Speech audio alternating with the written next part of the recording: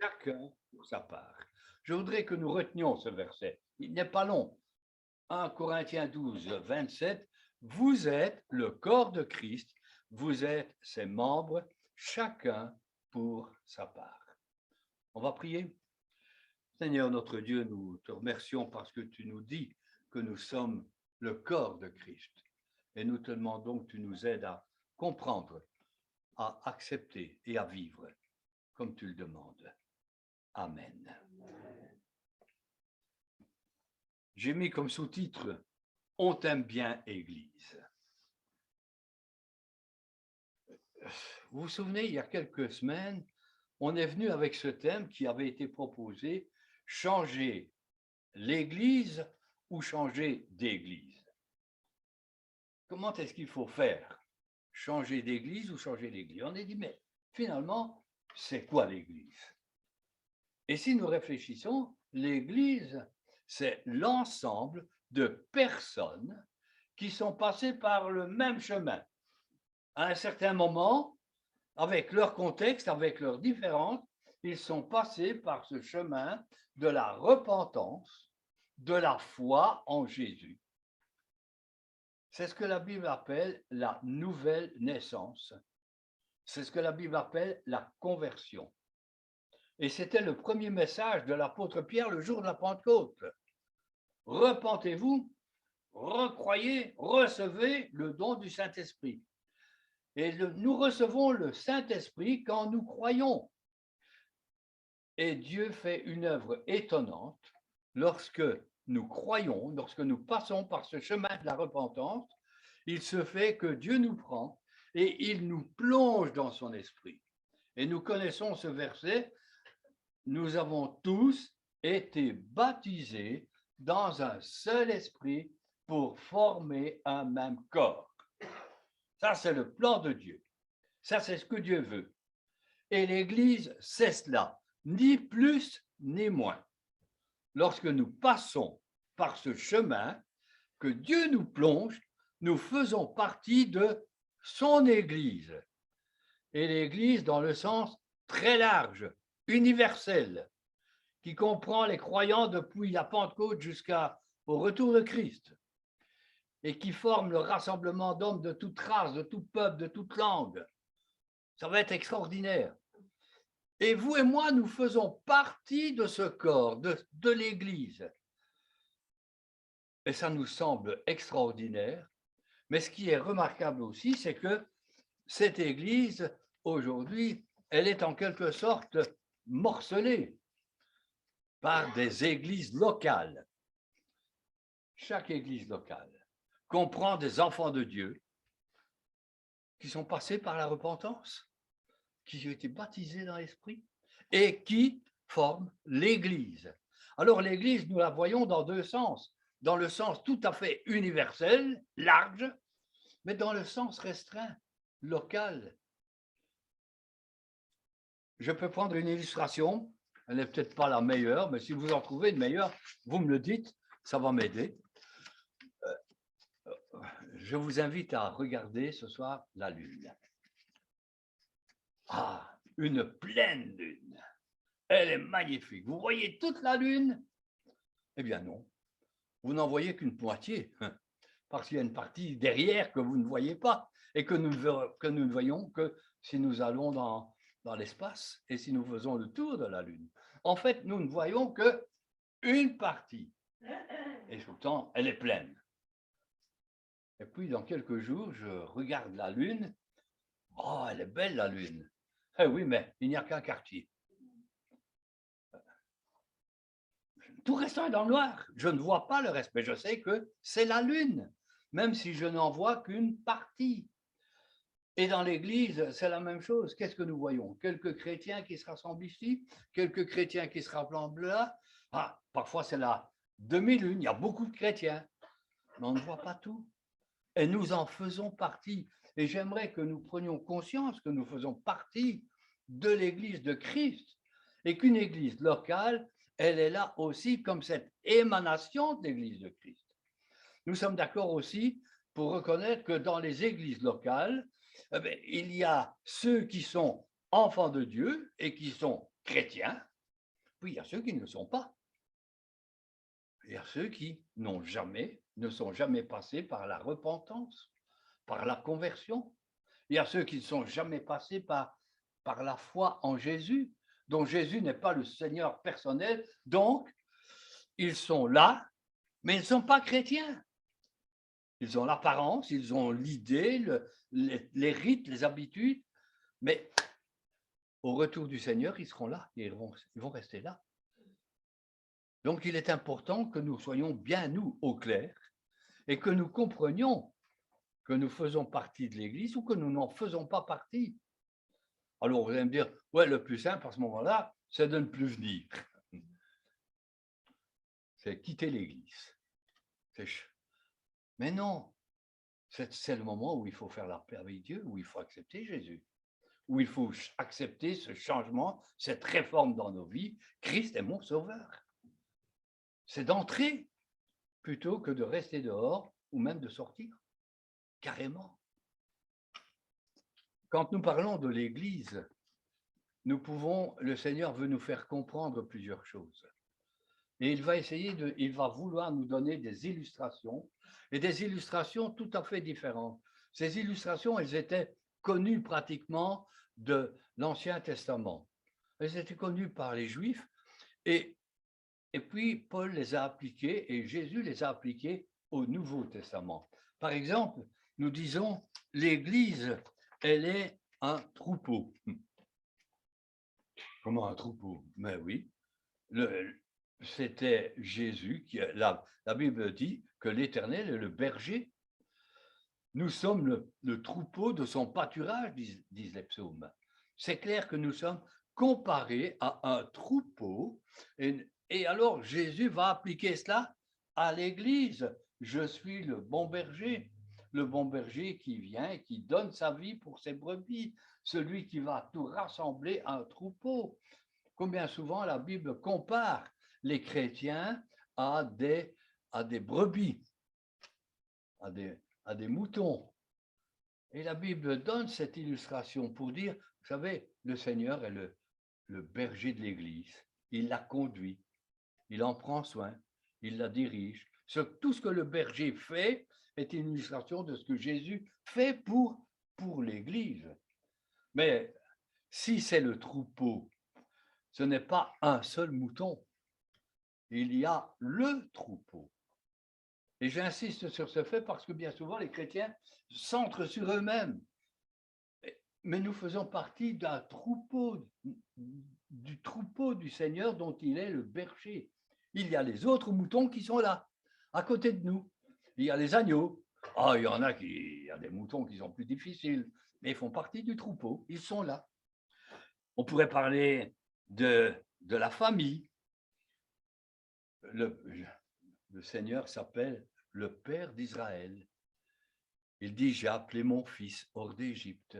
Il prendra souvent l'image de la famille pour parler de sa relation avec le peuple d'Israël, où il dira, et nous l'avons chanté, qu'il est bon, qu'il est doux pour des frères de demeurer ensemble. Il y a cette notion dans l'Ancien Testament que nous allons retrouver dans le Nouveau Testament, où le Seigneur dit qu'il est notre frère et il n'a pas honte de s'appeler notre frère, où nous nous appelons les enfants de Dieu, où nous invoquons le Père. Il y a la notion de famille, mais Dieu n'a pas un fils unique. Il y a une famille des frères et des sœurs. Il y a une famille qui est là et qui est la famille de Dieu, avec tout ce que ça implique de joie. La fête de famille, c'est formidable. Parce qu'est-ce que ça implique de difficultés parfois dans les familles, n'est-ce pas? Il faut être clair. Qu'est-ce qu'il n'y a pas comme problème dans les familles? On dit toujours, on choisit ses amis, mais on ne choisit pas sa famille. Et il faut accepter ce fait qui nous semble bien souvent difficile, c'est que nous avons à accepter des hommes, des femmes qui sont différents de nous comme frères et sœurs.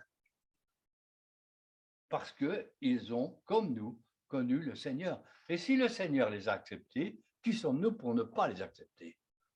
Il faut que nous réfléchissions que nous avons parfois une prétention d'accepter ou de refuser. Je prends un exemple. Vous vous souvenez quand vous étiez enfant, vous étiez à la récréation, et qu'à la récréation, on vous disait « Ah, toi, tu ne peux pas jouer. » Ou on vous disait « Ah, toi, tu viens avec nous, tu vas jouer. » Et on exclut comme ça ceux avec qui on ne s'entend pas bien, qu'on veut, et on accepte ceux avec qui on veut être bien.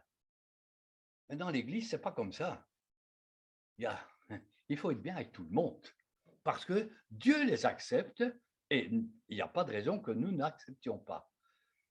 Je pense aussi au choix des disciples. Mes amis, quand le Seigneur a choisi les disciples, mais qu'est-ce qu'il a choisi comme personne? Il a pris des personnes d'opinions politiques différentes. On savait, quand il discutait, il y avait des caractères, mais alors des mauvais caractères. Hein. Pierre, c'était pas si facile que ça. Et puis Pierre et Jean, qu'on appelle les fils du tonnerre. Et puis après ça, vous aviez quelqu'un qui était plus timide, comme André. Il y en a d'autres qui étaient faciles. Imaginez au moment où le Seigneur choisit les disciples, il y a Pierre qui dit au Seigneur, Seigneur, c'est lui, il prévient, moi je ne vais pas avec toi. Ah non, Seigneur, il faut choisir entre lui et moi. C'est comme ça que ça marche. Mais c'est nous qui choisissons, qui excluons. Ce n'est pas la famille de Dieu, n'est-ce pas? On pourrait parler du peuple. C'est vrai, nous sommes le peuple de Dieu. L'Ancien Testament connaissait cette notion de peuple de Dieu. C'est de reconnaître l'autorité du Seigneur en tant que roi. Nous vivons dans un royaume et on se soumet aux lois. Si je suis ici, je suis censé rouler à droite. Si vous allez en Angleterre et que vous roulez à droite, vous risquez des problèmes. Ce n'est pas la même chose. Il faut se soumettre aux lois du pays. Et bien souvent, nous arrivons dans l'Église comme des missionnaires parce qu'on s'imagine qu'on va transformer. Mais nous faisons partie du peuple de Dieu et nous avons à nous soumettre aux lois de Dieu. Ce n'est pas nous qui fixons les lois. Quelle est la loi de Dieu pour l'Église? Quelle est la direction de Dieu pour l'Église? Et c'est cela que nous devons reconsidérer en tant que peuple. Et en tant que peuple, nous devons remplir la vocation pour laquelle Dieu nous a appelés. Dieu nous a appelés en tant que peuple à le servir, à l'honorer, à lui obéir. Et je pense que nous sommes de bons Belges. On aime bien enfreindre les lois, n'est-ce pas? On aime bien. Hein? La loi dit ça, oui, mais on va essayer de trouver la faille pour contourner. Et on fait estarpin souvent avec la loi de Dieu. Moi, je pense que, et donc ce que nous pensons est tellement supérieur à ce que Dieu a dit. Hein? Nous avons besoin de retrouver de l'humilité à ce niveau. C'est vrai que l'Église est considérée comme un édifice. Bon, les édifices, l'Ancien Testament les connaissait. Construction du tabernacle, construction du temple. Et aujourd'hui, nous disons, le Seigneur bâtit son Église. Ça veut dire quoi? Ça veut dire que nous faisons partie de la construction de Dieu. Nous faisons partie du projet initial de Dieu. Dieu avait un plan de toute éternité et il veut que vous et moi, nous entrions dans ce plan. Et il fait de nous des pierres vivantes qu'il place lui-même. Alors, je reprends mon image. Le troupeau, le mouton tout seul, ça ne marche pas. La famille, l'orphelin tout seul, ça ne marche pas. Le peuple, un homme seul ne fait pas le peuple, c'est un peuple. Il y a les autres. Si je regarde l'édifice, vous ne trouverez jamais un édifice avec une seule brique. Et le Seigneur nous prend d'une manière personnelle et il nous place dans son Église. Ce n'est pas à nous de nous placer dans l'Église comme nous voulons. Je ne fais pas ce que je veux dans l'Église. Pourquoi? Parce que c'est le Seigneur qui nous place. Alors, beaucoup de chrétiens disent, ah, c'est ça, et si ce n'est pas ça, je ne veux pas. Quand on prend une construction, quand on prend la construction d'un mur, le maçon, il prend une brique et il la met à côté des autres. Une brique à la fois. Et le chrétien, et le Seigneur, il nous prend et c'est lui qui nous place où il veut, comme il veut. Et cela, ça va nous aider à avancer, ça va nous aider à comprendre quel est le plan de Dieu. Et puis de là, nous en arrivons alors à cette notion de corps. Mais avant de parler du corps, et vous me pardonnerez, mais je vais consacrer 2 dimanches parce qu'aujourd'hui, vous n'aurez pas à dîner si je continue. Je pense que c'est important de bien comprendre cette notion du corps. Un corps, c'est un organisme vivant. Un corps, ce n'est pas seulement des membres qui sont là les uns à côté des autres. C'est pas ça le corps. Ce sont des membres qui font partie d'un seul ensemble qui est bien placé d'une manière harmonieuse. L'Église, ce n'est pas seulement un centre culturel où on vient pour recevoir une prédication et pour simplement avoir un moment de prière et de chant. L'Église doit être un corps organique et organisé. Le corps n'est pas, l'Église, ce n'est pas un club. Ce n'est pas un club où on se retrouve comme ça, on est bien, on s'en passe un petit moment. Ce n'est pas ça l'Église, c'est beaucoup plus que ça. L'Église, c'est une réalité qui doit être dynamique, où vous et moi, nous sommes intégrés et nous marchons ensemble avec un même but, dans une même direction. Il faut bien préciser que quand nous regardons la notion de l'Église dans la Bible, vous avez remarqué l'apôtre Paul, on va faire un peu de grammaire.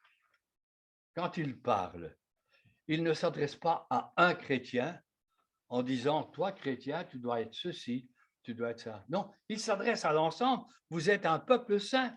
Quand il écrit à toute l'Église. Quand le message du Nouveau Testament s'adresse, c'est à toute l'Église. C'est vrai que c'est personnel dans un sens, mais nous voyons trop cela sur le plan personnel sans voir le plan collectif. C'est ensemble qu'on avance. L'oreille n'avance pas toute seule. La main n'avance pas toute seule. C'est un corps qui est organisé et un corps qui est soudé, qui est lié par le Saint-Esprit. Je me suis imaginé que j'allais prendre quelqu'un et j'allais découper sa peau. Je vais la mettre sur la table. Et puis, on va prendre peut-être 2 ou 3 os comme ça que nous allons placer dessus. Puis, bon, peut-être un petit peu les entrailles. Ben, encore quelques os, allez. Oui, ben, dans la cage thoracique, on va mettre un petit peu de muscles. Peut-être qu'on va y jeter un peu de foie et puis on va voir comme ça un ensemble. Toutes les parties du corps, on va mettre les unes sur les autres. Ça va marcher? Oh, vous savez très bien que ça ne marchera pas. On ne met pas simplement des parties du corps les unes à côté des autres pour que ça fonctionne. C'est un ensemble qui doit fonctionner. Et bien souvent, les chrétiens, ils sont là comme une pièce à part dans l'Église. Et alors on s'étonne, mais pourquoi ça ne marche pas? Mais ça ne marche pas parce qu'il n'y a pas de corps. Le corps est un, il est unique et il est unifié. Et nous devons comprendre cette vision que Dieu a donnée. Ce n'est pas ma vision, c'est la vision du corps, un corps qui est bien placé, mais qui est bien organisé, un corps qui est placé exactement comme Dieu le veut, avec les autres. Vous allez me dire, ouais, ben, regardez quand Paul parle du chrétien, il dit qu'il doit revêtir de toutes les armes de Dieu. Il faut revêtir la cuirasse, il faut revêtir. C'est vrai, c'est personnel. Mais vous voyez un soldat aller à la guerre tout seul? Quand le soldat était équipé, il faisait partie d'une cohorte. Et c'était ce qui faisait la force de l'armée romaine. C'est que quand ils faisaient véritablement un mur avec leurs armures, et que ceux qui étaient au-dessus, que ceux qui étaient à l'intérieur, mettaient leur bouclier au-dessus.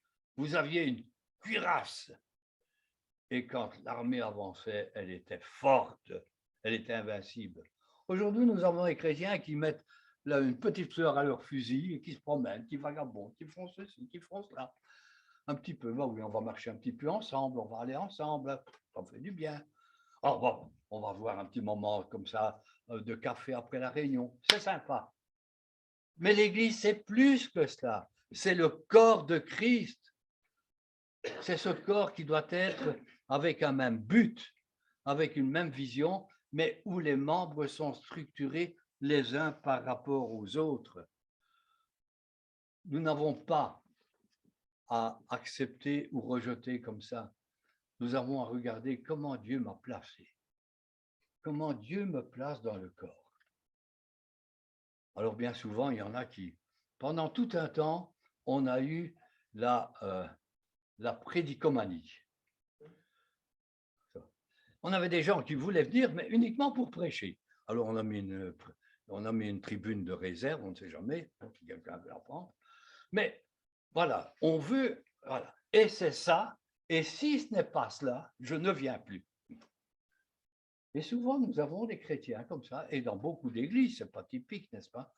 Mais combien c'est comme ça, et si je ne trouve pas ma place, je ne viens plus. Si je ne suis pas du corps, si je ne fais pas partie du corps, qu'est-ce qui se passe? Comment est-ce que le corps peut fonctionner si l'oreille dit « moi, je ne veux pas entendre, mais je veux devenir l'œil » ? Comment est-ce que la main peut fonctionner si elle dit « moi, je ne veux pas faire ça, mais je veux devenir le pied et faire avancer le bazar » ? Vous voyez, il faut d'une part que nous trouvions la place que Dieu nous a assignée. Quelle est votre place dans l'Église? Quelle partie du corps êtes-vous? On aimerait beaucoup être la langue. On aimerait beaucoup être la tête. Mais ce sont les membres qui en font peu, qui ont le plus d'honneur. Les membres qui sont cachés. Vous avez déjà vu votre corps, votre cœur? Pourtant, il est si précieux, n'est-ce pas? Mais nous ne l'avons jamais vu. Des quantités de parties de notre corps que nous n'avons jamais vues, mais qui sont indispensables. Alors, Dieu ne demande pas nécessairement d'être une partie visible. Peut-être que nous sommes une partie invisible, mais essentielle dans le corps. Peut-être que nous sommes là ensemble et que nous avons à accepter le ministère que Dieu nous confie. Et s'il nous confie ce ministère-là, remplissons ce ministère. Ce n'est pas en disant ou en prétendant ceci ou cela que ça marche. Mais ce n'est pas non plus en disant « moi je ne suis pas grand-chose, moi je ne suis rien ». Ce qui n'est rien aux yeux des hommes est tellement important aux yeux du Seigneur. Parce que ça, c'est son projet. Et je voudrais ce matin que nous comprenions, que nous acceptions cette vérité, que l'Église, c'est le grand projet de Dieu. Nous avons ce privilège d'appartenir à une œuvre qui comprend des hommes de toute race, de toute langue, de tout peuple, de toute tribu. On en fait partie. Vous en faites partie. Vous êtes partie du projet de Dieu à un échelon universel et dans le temps et pour l'éternité. C'est la seule entreprise humaine et divine qui a une portée éternelle. On est très fiers si on fait partie de tel ou tel groupe humain, mais nous sommes appelés à beaucoup plus que cela. En tant que chrétiens, nous sommes appelés à plus que ça, à entrer dans le projet de Dieu et à vivre ce projet de Dieu. Et c'est comme ça que l'Église, elle vit. Elle ne vit pas avec des membres qui sont éclopés. Elle ne vit pas avec des membres qui n'en veulent pas. Elle ne vit pas avec des membres qui ne sont pas heureux de leur sort, mais elle vit avec des hommes et des femmes qui se placent devant Dieu. Seigneur, quelle est ma place dans l'Église? Eh bien, voilà ce que je veux faire. Je veux remplir le rôle et je veux remplir ma vocation. Parce que c'est à cela que vous avez été appelés, à une vocation céleste. Pensez, une vocation céleste. Alors, si nous pouvons prendre conscience de cela, nous allons donner, même à nos églises locales, une importance beaucoup plus grande. Et nous allons lui donner un fond beaucoup plus fort. L'Église, c'est une unité extraordinaire qui est le corps de Christ. Alors, Dieu voulant, si vous êtes d'accord, la semaine prochaine, je voudrais continuer avec cette notion de corps, parce qu'il y a tellement de richesses qui sont là et que nous pouvons partager. Mais est-ce que je peux vous demander, cette semaine, de vous placer devant le Seigneur, de considérer où vous en êtes? Je fais partie de l'Église ou pas? Est-ce que je suis prêt à prendre ma place dans l'Église, dans le ministère que Dieu me confie, dans ce qu'il veut de moi et qui va faire marcher tout le corps? Je prends une dernière illustration. Mon œil ne peut pas décider simplement ce qu'il a envie. Il va répondre aux ordres du cerveau pour réaliser le plan du corps. Et dans l'Église, nous devons nous soumettre à l'autorité qui est Christ pour trouver notre place et pour remplir notre mission. Quelle est votre mission? Quelle est votre vocation? Seriez prêt à vous placer devant Dieu pour ça? C'est comme ça qu'on va changer l'Église. Amen. Un dernier chant, si vous le voulez bien, ensemble. Allez, on a